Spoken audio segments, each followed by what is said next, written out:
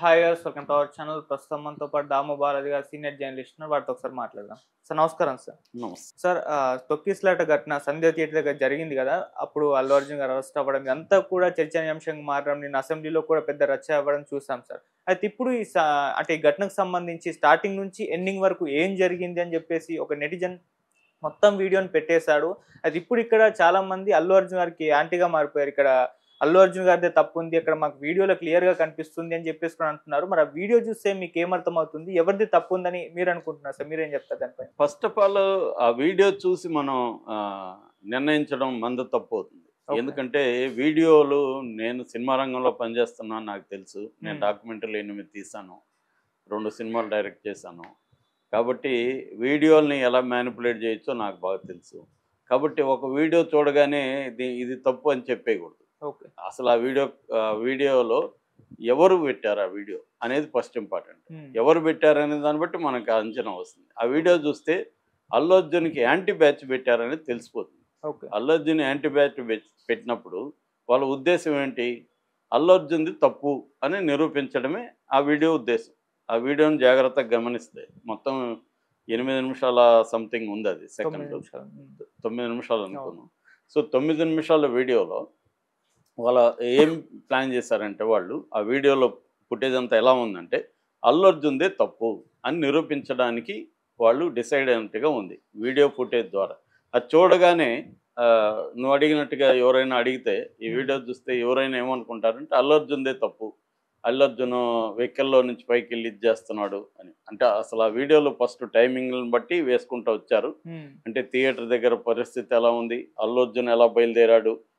అల్లు అర్జున్ ముషీరాబాద్. హ్మ్. Musheerabad metro station దగ్గర జనం క్రౌడ్ విపరీతంగా ఉంటే అక్కడ ఆగి అల్లు అర్జున్ పైన మామూలుగా కొన్ని కార్లు వెహికల్స్ ఉంటాయి కదా! అది తీసి అవును. పైకెళ్ళి రూఫ్ టాప్. వెళ్ళొచ్చు. హ్మ్. రూఫ్ టాపా? హ్మ్. రూఫ్ టాప్ పైకెళ్ళి దాన్ని అందరితో ఎట్లా ఇది చేస్తున్నాడు, సైకిల్ చేస్తూ అవన్నీ తీశారు. అవును. దాని తర్వాత థియేటర్ దగ్గరికి ఎంటర్ అయ్యేటప్పుడు ఫస్ట్ అల్లు అర్జున్ మామ ఎంటర్ అయ్యే కారు, తర్వాత అల్లు అర్జున్ కొడుకు ఎంటర్ అయ్యే కారు, తర్వాత అల్లు అర్జున్ కూతురు ఎంటర్ అయ్యే కారు, అక్కడ క్రౌడ్స్, అక్కడ బౌన్సర్లు వెళ్ళి ఇది చేయడం, మధ్యలో ఆ క్రౌడ్స్ వస్తుంటే పోలీసులు ఒక 5-6 మంది కూడా లేరు అక్కడ. పోలీసులు వెళ్ళి లాఠీ చార్జ్ చేస్తున్నారు. హ్మ్. క్రౌడ్స్ పరిగెత్తున్నారు. దాని తర్వాత అల్లు అర్జున్ ఎంట్రీ. అల్లు అర్జున్ ఎంట్రీ తర్వాత ఒక్కసారి క్రౌడ్స్ వచ్చారు. అల్లు అర్జున్ కూడా బౌన్సర్లతో తీసుకొని అల్లు అర్జున్‌ని అప్పర్ బాల్కనీ వైపు ఎక్కించి మిగతా వాళ్ళంతా లైన్ క్లియర్ చేసి ఎక్కించేసిన గేట్ క్లోజ్ చేసేశారు. గేట్ క్లోజ్ చేయగానే ఇటు లోవర్ బాల్కనీ వైపు పరిగెత్తారు. అక్కడున్న గేట్ ఇరిగిపోయింది. ఇరిగిపోయేసరికి తొక్కిసలాట జరిగింది. అక్కడ ఎవరు పోలీసులు కంట్రోల్ చేయట్లేదు గానీ అక్కడి నుంచి లోపలికి వచ్చేశారు. లోపల నుంచి తీస్తే అల్లు అర్జున్ బాల్కనీలో ఎవరినో హగ్ చేసుకొని తన సీటు దగ్గరికెళ్ళి కూర్చుంటున్నాడు. ఇక్కడేమో లోవర్ బాల్కనీలో ఉన్న కొంతమంది యూత్ పైకెక్కడానికి అది పట్టుకొని ఎక్కుతున్నారు. హ్మ్. సో, తర్వాత తొక్కిసలాట ఉంది. దాని తర్వాత బాబుని పోలీసులు కొంతమంది బయటికి తీసుకొచ్చి ఆ బాబుకి సీపీఆర్ చేయడం ఆ విజువల్స్ ఉన్నాయి. దాని తర్వాత పోలీసులు అల్లు అర్జున్‌ని పిలవడానికెళ్తే అక్కడేమో మళ్ళీ టెక్స్ట్ ఏసేశారు. విజువల్ లేవు. సంతోష్ అనే మేనేజర్ దగ్గరికెళ్ళి ఏసీపీ అడిగితే ఇట్లా ఇద్దరు చనిపోయినారని అనుకున్నారు. ఇద్దరు చనిపోయారని చెప్తే, సంతోష్ నేను అల్లు అర్జున్ చెప్తాను మీరెళ్ళిపోండి అని పోలీసుల్ని పక్కకు తీసేసాడని టెక్స్ట్ కూడా ఏస్తున్నారు మధ్యలో ఓకే. మధ్యలో. హ్మ్. అంటే నువ్వు జాగ్రత్తగా టెక్స్ట్ అంతా చదివితే ఇది అల్లు అర్జున్‌కి వ్యతిరేకంగా ఈ వీడియోని అల్లు అర్జున్‌దే తప్పు అని నిరూపించడం కోసం ఈ వీడియోని తీసినట్టుగా మనకు తెలుస్తుంది. ఓకే. అయితే ఎప్పుడైనా ఒక్కోసారి ఏందంటే తాను ఏమి చెప్పదలుచుకున్నాడు, ఏమి చెప్పట్లేదు అనేది కూడా మనం విమర్శనాత్మకంగా చూస్తే ఆ వీడియోలో పోలీసులే ఎక్కువ లేరు. ఎందుకు లేరు అనే దగ్గర మనకు డౌట్. ఇంత పెద్ద క్రౌడ్స్ ఉన్నప్పుడు పోలీస్ ఫోర్స్ ఎందుకు తగినంతగా లేరు అనేది అక్కడ ఆన్సర్ లేదు ఆ వీడియోలో ఎక్కడ. అంటే ఇప్పుడు కిందకెళ్తున్నారు. కింద పోలీసులే కనబడలేదు. లోవర్ బాల్కనీ దగ్గర పోలీసులే లేరు. హ్మ్. కనబడలేదు. ఒకటి. రెండోది అసలు అల్లు అర్జున్ పర్మిషన్ లేకపోతే ఈ ఈ వీడియోలో చూపించినట్టుగా అల్లు అర్జున్ రాయల్‌గా వస్తున్నారుగా వాళ్ళందరూ వన్ బై వన్.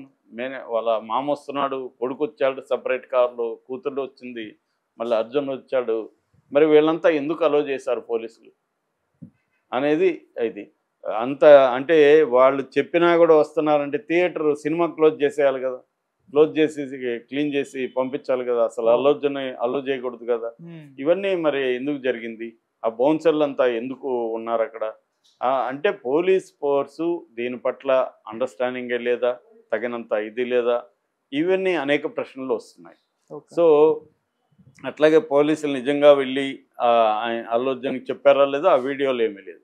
అంటే చాలా డౌట్లకి ఆన్సర్లు ఆ వీడియోలు లేవు.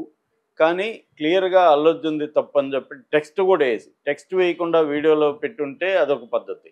టెక్స్ట్ వేసి ఆ టెక్స్ట్లో వీళ్ళు ఎక్స్ప్లెయిన్ చేసిన పద్ధతి చూస్తే అల్లు అర్జున్దే తప్పు అన్నట్టుగా ఉంది. కానీ ఈ వీడియోలు ఇవన్నీ రేపు కోర్టులో చెల్లాలి, ఇక్కడ కాదు. మనం నిర్ణయం ఇప్పుడు నేను అల్లు అర్జున్దే తప్పు అనడం వల్ల అల్లు అర్జున్కి నష్టము లేదు, లాభం లేదు. నేను చెప్పేస్తాను అనుకో, అల్లు అర్జున్దే తప్పు పోయి అతనే చేశాడు అన్నాను అనుకో, దానివల్ల ఏం జరుగుతుంది? ఏం జరగదు. అందుకనే అసలు చాలాసార్లు సుప్రీంకోర్టులో మీడియా ట్రయల్స్ చేయొద్దని చెప్పారు. ఒక కేసుని మీడియా తీర్పులు ఇవ్వకూడదు అంటే, నేను అల్లు అర్జున్దే తప్పు, అల్లు అర్జున్ దోషని నేను చెప్పకూడదు అనేది సుప్రీంకోర్టు చెప్పింది. నిజానికి మీడియానే కాదు, ఎవరు కూడా చెప్పకూడదు. ఈవెన్ రాజకీయ నాయకులు కూడా అల్లు అర్జున్ది తప్పనో అల్లు అర్జున్ నిర్దోషాన్ని చెప్పకూడదు. అల్లు అర్జున్ నిందితుడు, దీంట్లో ఒక నిందితుడు అంటే అక్యూజ్డ్, నేరము ఆరోపించబడింది అల్లు అర్జున్ తప్పని అల్లు అర్జున్ ప్రూవ్ చేసుకోవాలి కోర్టులో. అట్లాగే కేసు ఎవరు పెట్టారో గవర్నమెంట్ పెట్టింది కాబట్టి గవర్నమెంట్ ప్రూవ్ చేయాలి అల్లు అర్జున్ దోషని. ఈ కేసులో గవర్నమెంట్దే మెయిన్ రోల్ అనమాట. గవర్నమెంట్ తగిన సాక్ష్యాధారాలను పెట్టాలి. ఇప్పుడు 2 సెక్షన్లు పెట్టారు, 105 బిఎన్ఎస్ భారతీయ న్యాయ సంహిత, 118 భారతీయ న్యాయ సంహిత. 105 ఏం చెప్తుంది? కల్పబుల్ హోమిసైడ్ అని చెప్తుంది, నాట్ అమౌంటింగ్ టు మర్డర్. అది హత్య కాదు, కానీ తాను ఒక చర్య చేస్తే అవతల మనుషులు చనిపోతారని తెలిసి కూడా, ఇంటెన్షన్ లేకపోవచ్చు, చంపాలని ఇంటెన్షన్ లేకపోవచ్చు, తెలిసి కూడా చేయడానికి కల్పబుల్ హోమిసైడ్. అంటే అల్లు అర్జున్ తాను వెళితే తాను వెళ్ళడం వల్ల క్రౌడ్స్ గందరగోళమై మనుషులు చనిపోతారు అనే నాలెడ్జ్ ఉండి కూడా అల్లు అర్జున్ వెళ్ళాడు, రావద్దంటే కూడా వెళ్ళాడు అనేది ఆ సెక్షన్. ఆ సెక్షన్ కింద 5 ఏళ్ల నుంచి లైఫ్ వరకు కూడా, లైఫ్ ఇంప్రిజన్మెంట్ వరకు శిక్ష ఉంది. రెండోది voluntarily hurting somebody with dangerous weapons, 118. ఇది అల్లు అర్జున్కి ఎలా వర్తిస్తుందో నాకైతే అర్థం కాలేదు. కోర్టులో కూడా అదే వాదించారు మన నిరంజన్ రెడ్డి, ఈ 2 సెక్షన్లు వర్తించు. ఈవెన్ రిమాండ్ రిపోర్ట్లో కూడా, ఇప్పుడు నిన్న రేవంత్ రెడ్డి చెప్పినవన్నీ రిమాండ్ రిపోర్ట్లో లేవు. రిమాండ్ రిపోర్ట్లో కదా ఉండాలి, కోర్టుకు పెట్టే డాక్యుమెంట్లో కదా ఉండాలి. బయట అసెంబ్లీలోనో ఇంకో చోట చెప్పడం వల్ల ఏం జరుగుతుంది అంటే, ప్రజల అభిప్రాయాన్ని అల్లు అర్జున్కి వ్యతిరేకంగా నిర్మించడం అంటే manufacturing the consent of the people against Allu Arjun అన్న ఒక స్ట్రాటజీ కనిపిస్తుంది. ఇదే విషయాన్ని బీఆర్ఎస్ వాళ్ళు మాట్లాడుతున్నారు. ఫైనల్గా అల్లు అర్జున్ దోష కాదనేది కోర్టులో తేలాలి తప్ప, కానీ ఇప్పుడు మనకి ఏ విషయమైనా కోర్టులో తేలట్లేదు. ఫర్ ఎగ్జాంపుల్ వివేకానంద రెడ్డి హత్య 6 ఏళ్లుగా ఉంది, కోర్టులో తేలట్లేదు. కానీ ఎవరికి వాటికి అతని దోషాన్ని కొంతమంది నమ్ముతున్నారు, కొంతమంది ఇలాగ ఉంది. అల్లు అర్జున్ విషయంలో కూడా అంతే. అల్లు అర్జున్ విషయంలో మనం ఇంటర్నెట్లో పెడుతున్న పోల్లు చూస్తే, యూట్యూబ్లో వాటిలో పోల్ పెడుతున్నారు చూస్తే, దాదాపు 50% అల్లు అర్జున్ దోషం అంటున్నారు, 50% అల్లు అర్జున్ సంబంధమైంది అనేది మాట్లాడుతున్నారు.